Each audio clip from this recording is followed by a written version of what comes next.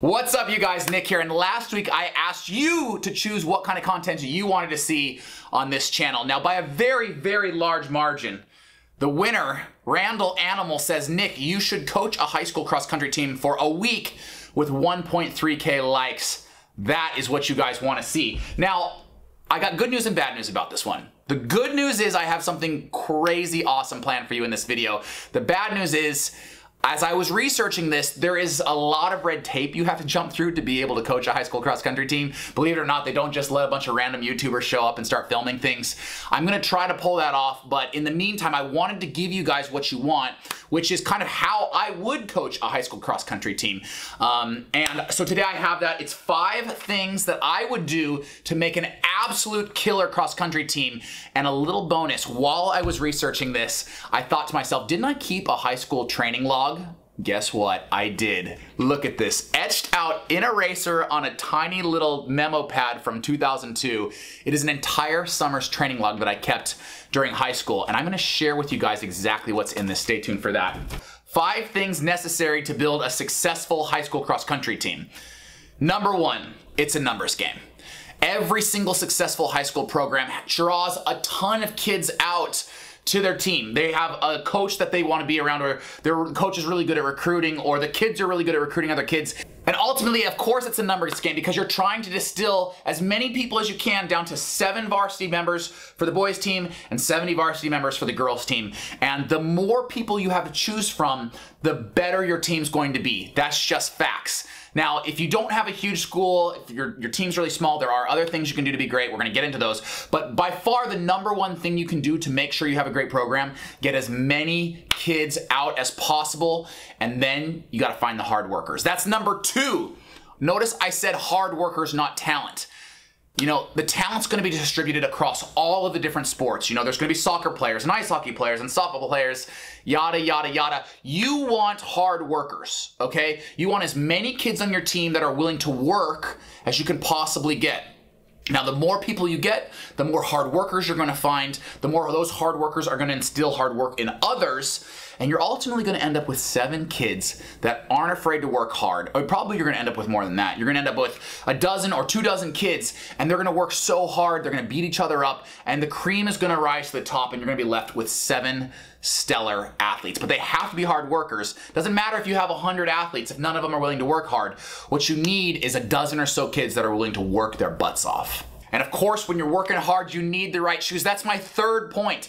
I can't tell you how many times I've been to a high school program, visited a high school, and the kids are running in basketball shoes, or they're running in shoes that are beat up and ridden with holes and the soles are falling apart. You have to have good shoes. Make that investment in your team. I know coaches who personally buy shoes for their kids, or do fundraisers, car washes, you name it, to make sure they have enough money to pay for the shoes that their kids need. You can't run well without a good pair of shoes. I say this all the time. In fact, you guys know I give away a pair of shoes every single week to one of my Instagram followers because it is so important to me that kids have the shoes they need to be successful. So if you want to enter in for a chance to win one of those pairs of shoes, all you got to do is follow me on Instagram at Nick Symmonds. That leads me to number 4. You got the shoes, you got the talent, they're willing to work hard.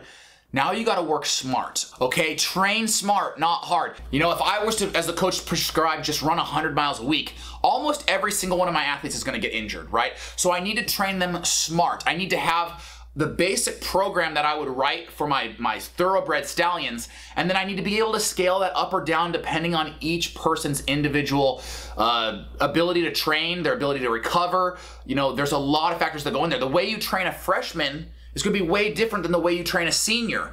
You know, looking back on that log I mentioned, this was after my senior year had concluded, right before I was headed to college. I trained harder than any summer I ever had before, and when I share these kind of numbers with you, guys are going to laugh, but as a freshman in high school, I only trained like 20 or 30 miles a week. I didn't feel that I needed more than that. I didn't feel that I could handle more than that, but each summer, each year, my mileage got a little bit bigger and a little bit bigger. That's how you have to train your athletes to avoid burnout and to avoid injury.